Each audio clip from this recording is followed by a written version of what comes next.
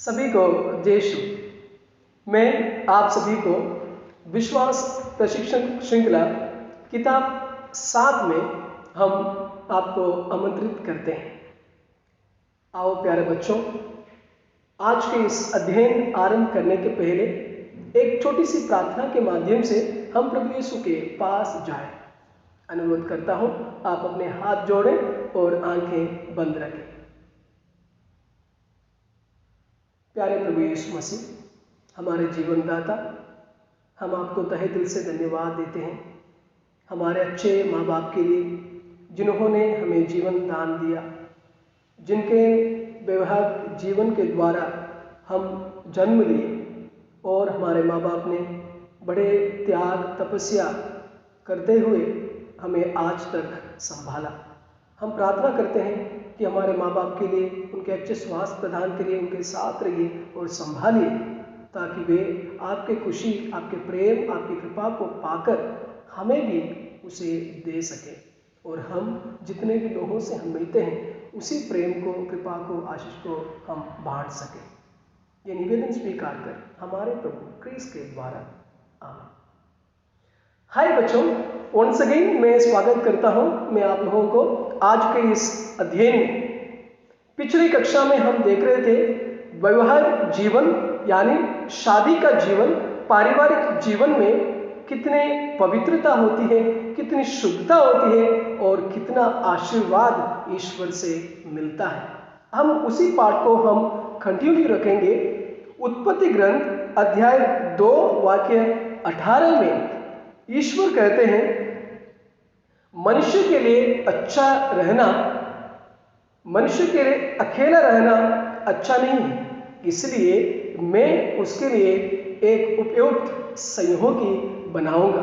तो हम जानते हैं आदम के लिए ईश्वर ने हेवा को बनाया, उसी प्रकार आप और मेरे पापा के लिए ईश्वर ने किसको बनाया? आप और मेरी मम्मी को बनाया। इसलिए एक दूसरे को हम प्यार करते रहना चाहिए। किताब में आप देखेंगे वहां पर लिखा है, विवाह एक विधान, यानी विवाह एक संबंध है। संबंध कितने लोगों के बीच में होता है? 2 से अधिक लोगों के बीच में होता है। अभी उदाहरण के लिए अनेक प्रकार के विधान हो सकते हैं, संबंध हो सकता है। उदाहरण के लिए 2 व्यापारियों के बीच में संबंध हो सकता है, 2 दुकानदारों के बीच में संबंध हो सकता है, 2 परिवारों के बीच संबंध हो सकता है, या 2 अलग अलग राष्ट्रों के नेताओं के बीच में भी संबंध हो सकता है। लेकिन प्यारे बच्चों, इन सभी संबंधों में कुछ सीमाएं होती हैं। क्या सीमाएं होती हैं? सबसे पहले इन संबंध में या इनके संबंध में एक समय अवधि रहता है। इतने दिनों में एक काम होना चाहिए और काम हो गया, चलो दूसरा काम शुरू कर लेते हैं। ये व्यापार इस दिन तक होना चाहिए, दूसरे समय में हम दूसरा व्यापार शुरू करते हैं, इत्यादि होता रहता है। और दूसरा, इनके बीच में सिर्फ व्यापार के लिए उद्देश्य के रूप में ये आपस में प्रेम करते हैं और साथ में आते हैं। और तीसरा, इनका संबंध कभी कभी टूट भी सकता है। किसका?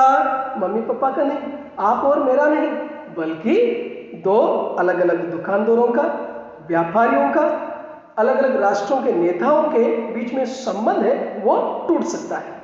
लेकिन प्यारे बच्चों, अभी हम क्रिस्तीय विवाह एक विधान के रूप में जब हम पढ़ते हैं तो ये संबंध कभी नहीं टूटता और कोई भी इस संबंध को तोड़ भी नहीं सकता है। इसलिए यदि आप विवाह में भाग लिए होंगे, पवित्र निस्सा बलिदान में भाग लिए होंगे, तो वो लोग अच्छी तरह से वादा लेते हैं, वादा करते हैं ईश्वर के सामने। क्या वादा करते हैं? सुख में, दुख में और हर घड़ी मैं आपके विश्वासी साथी बना रहूंगा, विश्वासी संगिनी बनी रहूंगी, मैं आपको आदर करूंगी और मैं आपको प्रेम करूंगी।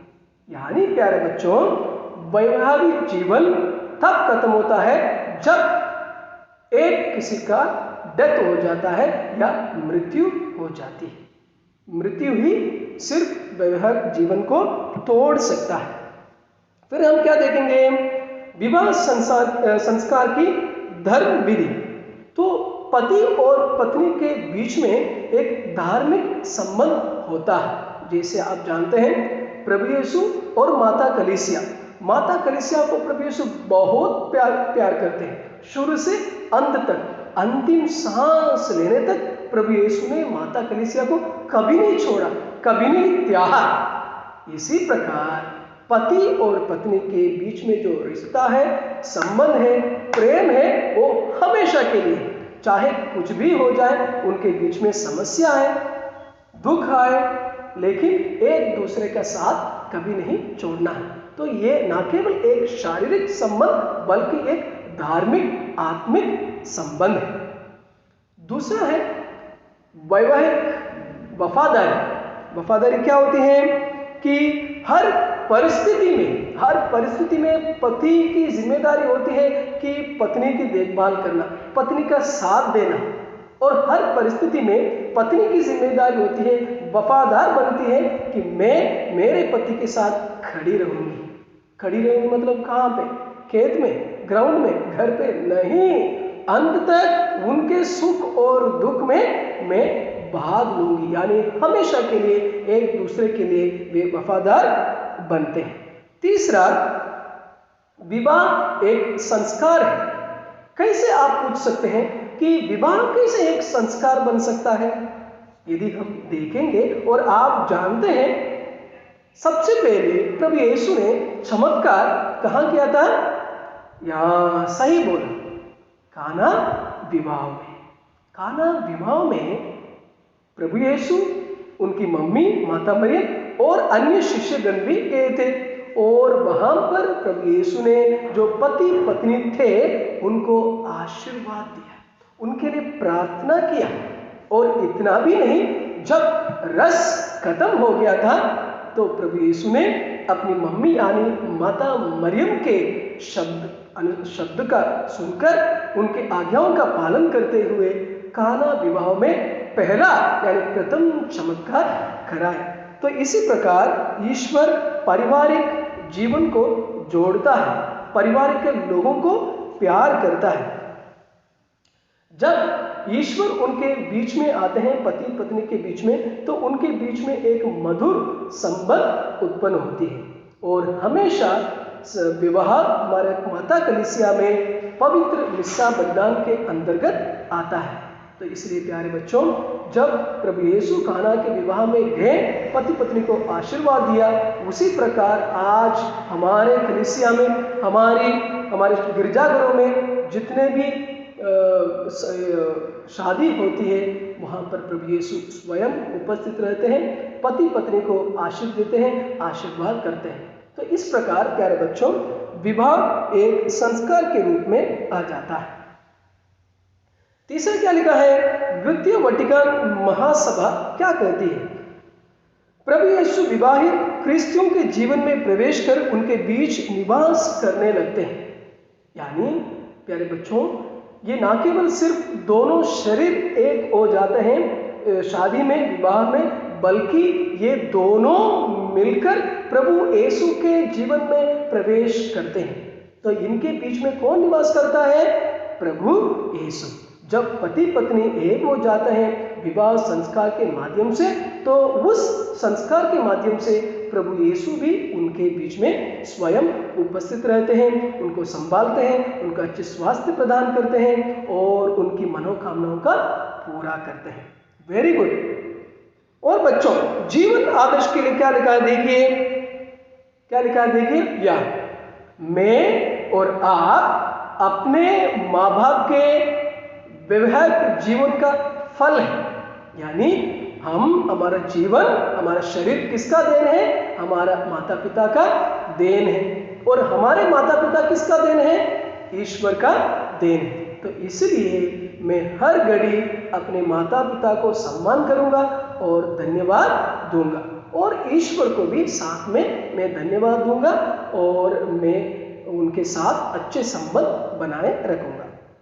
तो प्यारे बच्चों, आप जब जानते हैं, जब एक पाठ खत्म होता है तो ऑटोमेटिकली आपको कुछ प्रश्न दिया जाता है। तो सबसे पहला प्रश्न इस पाठ का मैं आपके सामने में रखता हूं। ईश्वर ने मानव को नर एवं नारी के अलग अलग रूप में क्यों बनाया? दूसरा प्रश्न है, एक समझौते और प्रतिज्ञा पत्र में क्या अंतर होता है? तीसरा प्रश्न है, दंपति विवाह के समय क्या वादे करते हैं? चौथा प्रश्न है, वैवाहिक वफादारी क्या है? और पांचवा और अंतिम प्रश्न है, विवाह एक संस्कार है कैसे? बहुत सरल और लाभदायक प्रश्न है आपके लिए। ये 5 प्रश्नों को आप अच्छी तरह से पढ़ेंगे, थोड़ा समय बिताएंगे और इन 5 सवालों का उत्तर ढूंढेंगे। उत्तर कहाँ है? किताब के बाहर भी है, किताब के अंदर भी है। मम्मी पापा से पूछ सकते हैं, बड़ों से पूछ सकते हैं। यदि नहीं मिलता है उत्तर बच्चों, किताब खोलिए और इस पाठ के अंदर सभी उत्तर आपको मिलेगा। अगले कक्षा में जब हम आएंगे इन सभी प्रश्नों का उत्तर हम देखेंगे। बाय देश।